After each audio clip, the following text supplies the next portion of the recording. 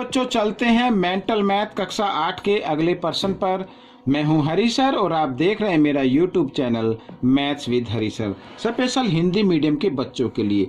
और बच्चों मैं आपको एक बात बताना चाहता हूं, अगर आपको कोई वीडियो नहीं मिलती है तो प्लीज़ मेरे डिस्क्रिप्शन बॉक्स में जाकर वहां पर अन्य वीडियो के लिंक ले सकते हैं, या फिर मेरी वीडियो के ऊपर सीधे हाथ की तरफ, ठीक है, यहाँ पर दाएं हाथ की तरफ एक आई बटन आता है तो उस पर भी जाकर आप वीडियो के लिंक ले सकते हैं या मुझे व्हाट्सअप कर सकते हैं। मेरा व्हाट्सअप नंबर डिस्क्रिप्शन बॉक्स में होता है, ठीक है। आइए अब हम करेंगे प्रश्न नंबर यहाँ पर 21, ठीक है। यहाँ पर प्रश्न नंबर 21 करने वाले, देखो क्या लिखा है, 0.123 जमा 0.025 को प्रतिशत में बदलिए। बहुत ही आसान है। आइए मैं बिल्कुल सीधा करता हूँ इसको। प्रश्न यहाँ पर 21, ठीक है, सीधा करता हूँ मैं। अब लिखा 0.123 जमा 0.025, ठीक है, प्रतिशत में बदलना है। तो यहाँ पर इनको जमा कर लेते हैं बच्चों। 0.123 हम इनको ऊपर नीचे लिख के जमा कर लेते हैं। दशमलव के नीचे दशमलव आना चाहिए, ये याद रखना है आपको बस इस तरीके से। आइए 5 और 3 8, 4 1 और ये आ गया, ठीक है। तो इनका योग जो आया वो आया 0.148।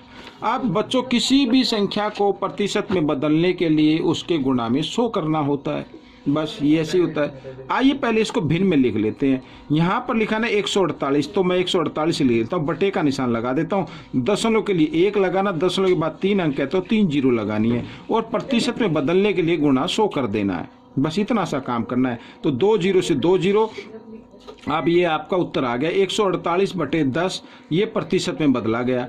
आप चाहे तो इसको लिख सकते हैं 148, क्योंकि इसमें 1 जीरो तो पीछे से 1 अंक छोड़ के दशमलव लगा के इसको इस तरीके से भी लिखा जा सकता है। ये भी आपका उत्तर है, ये भी उत्तर है। ये भी यहाँ तक किया तो भी ठीक है, यहाँ तक कर दोगे तो और अच्छा रहेगा, ठीक है। ये प्रश्न आपका हो गया।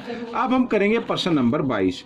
ये भी बहुत ही आसान है, ठीक है, सभी आसान है। देखो लिखा, सुरेश का वर्तमान मासिक वेतन ₹35,000 है, उसको उसके वेतन में 10% की बढ़ोतरी होती है तो नया वेतन कितना होगा। बहुत ही आसान, देखो, ठीक है। यहाँ पर लिख देता हूँ, सुरेश का वर्तमान मासिक वेतन, ठीक है, बराबर कितना है। यहाँ पर रुपए लिख देता हूँ, ये इस तरीके से भी लिख सकते हो, 35,000 रुपये, ठीक है। इकाई दाई सैकड़ा हजार 10,000, ये हो गया। बढ़ोतरी कितनी हुई वो भी लिख लेते हैं, बढ़ोतरी हुई 10% की। अब 35,000 का 10% निकालना है। 35,000 का 10%, ये देखो कितना आ गया, 3500 रुपये आ गया, यानी 3500 रुपये की उसकी बढ़ोतरी हो गई, ठीक है। तो 3500 की बढ़ोतरी हो गई तो नया वेतन कितना हुआ, यहाँ पे लिख देते हैं नया वेतन। तो नया वेतन हो गए बच्चों 35,000, तो उसको पहले ही मिलते थे, और 3500 और उसमें जमा हो गए तो कितने हो गए। आइए जमा कर लेते हैं, 2 जीरो तो ये आएगा। यहाँ पर बच्चों 5 यूँ का यूँ, और इकाई दाई सैकड़ा हजार, 1000 पे 3 है, 5 और 3 8, इस तरीके से। तो बच्चों ये आ गया 38,500 रुपये उसका नया वेतन हो गया। तो ये प्रश्न भी आपका हल हो गया। अब हम करेंगे प्रश्न नंबर 23। बहुत ही आसान है ये भी। देखो 500 का 3.5% ज्ञात करो। 500 का के लिए गुणा का निशान 3.5% का मतलब है 3.5/100। अगर ये पॉइंट हटाना तो 1 जीरो और लगा दीजिए, समझो ये पॉइंट हट गया। अब 2 जीरो से तो 2 जीरो काट दो, ठीक है ना, कट गई। अब यहाँ पर 5 से 5 एकम 5, 5 दूनी 10, ये आ गया। तो 35/2 आ गया। अब जब 35 को 2 से भाग करेंगे तो 17.5 आ जाएगा बच्चों, ठीक है। तो ये आपका उत्तर आ गया। तो बहुत ही आसान है बच्चों, आप चाहे तो 35 को 2 से इस तरीके से भाग करके देख सकते हैं, 17.5 ही आएगा। अब हम करेंगे प्रश्न नंबर 24। तो प्रश्न 24 क्या कहता है, देखो लिखा है, यदि किसी संख्या के 75% में 150 को जोड़ा जाए, ठीक है, तो नई संख्या पहले वाली संख्या के बराबर होगी। संख्या बताओ। तो मान लो वो संख्या तो x है, माना संख्या x, ठीक है। अब देखो बच्चों, ये संख्या हमने मान ली। अब लिखा है किसी संख्या के 75% में, ठीक है, प्रश्नानुसार कर देता हूं मैं यहाँ पर। तो ये संख्या हो गई, इसके 75% में, 75% का मतलब 75/100, और आगे लिखा है बच्चों इसमें 150 जोड़ा जाए। ये हमने 150 इसमें जोड़ दिया, तो ये अब बन गई नई संख्या।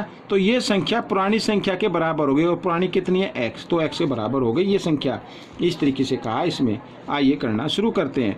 तो बच्चों यहाँ पर मैं लिख देता हूँ 75 को x से गुणा करेंगे, 75x बटे 100, ठीक है बच्चों। और इस x को इधर ले आते हैं, ये घटा का x हो जाएगा, इसके नीचे 1 मान लेते हैं। और ये 150 को इधर ले आते हैं, ये घटा का हो जाएगा इस तरीके से। तो 100 और 1 का लघुत्तम लेंगे तो आ जाएगा बच्चों 100, ठीक है। आप चाहे तो काट के कर सकते हैं। अब यहाँ पर 100 को 100 से भाग करेंगे तो 75 ही आएगा ना, इधर तो घटा। अब 100 को 1 से भाग किया तो 100 पे गया, 100 को 1 से गुणा कर दिया, 100x बराबर घटा 150, ठीक है। अब 100x में से 75x घटा दो तो 25x आएगा, वो भी घटा का आएगा। और 100 इधर भाग में, इधर आकर ये गुणा में हो जाएगा इस तरीके से, ठीक है। घटा से घटा का निशान काट दिया। x का मान निकालना तो मैं इधर बताता हूँ बच्चों। तो x बराबर 150 गुणा 100, और इधर बचा 25, क्योंकि 25 इधर गुणा में ना, इधर आकर ये भाग में आ जाएगा। तो 25 से हमने इसको भाग दिया, 6 पे गया, तो x बराबर आ गया 600। तो बच्चों वो संख्या है 600। तो ये प्रश्न हल हो गया है। आपको कैसा लगा मुझे ज़रूर बताएं। इसमें से सीखकर दूसरों को ज़रूर सिखाएं। मिलते हैं अगले पार्ट में, तब तक आप प्रैक्टिस करते रहें।